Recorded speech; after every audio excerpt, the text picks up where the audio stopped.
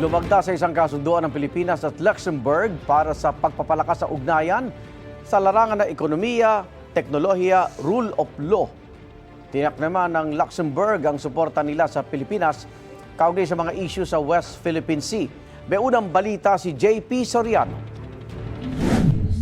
On bilateral and international issues of mutual interest. Pumirma ng Memorandum of Understanding o MOU ang Pilipinas at Luxembourg para palakasin ang ugnayan ng dalawang bansa sa ekonomiya, teknolohiya at pagbibigay importansya sa rule of law.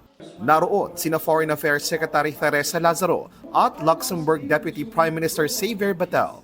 Isa ang Luxembourg sa mga pinakamasaganang ekonomiya sa European Union, kaya malaki raw ang magiging tulong nito sa Pilipinas. Target din na maisakatuparan ang Free Trade Agreement sa pagitan ng EU at Pilipinas na inaasahang makakatulong sa paglago ng negosyong may mga produktong kapwa ipinapasok sa Pilipinas at sa Europe.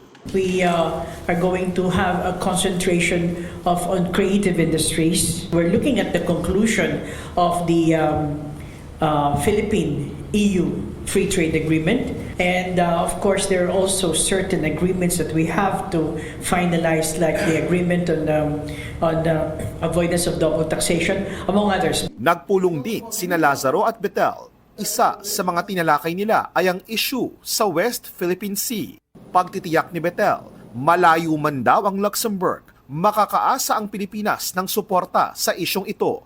Bagamat walang binanggit na bansa, binigyang diin ni Bettel ng anyay pundasyon ng mapayapang rehiyon ay ang pagtarima sa batas.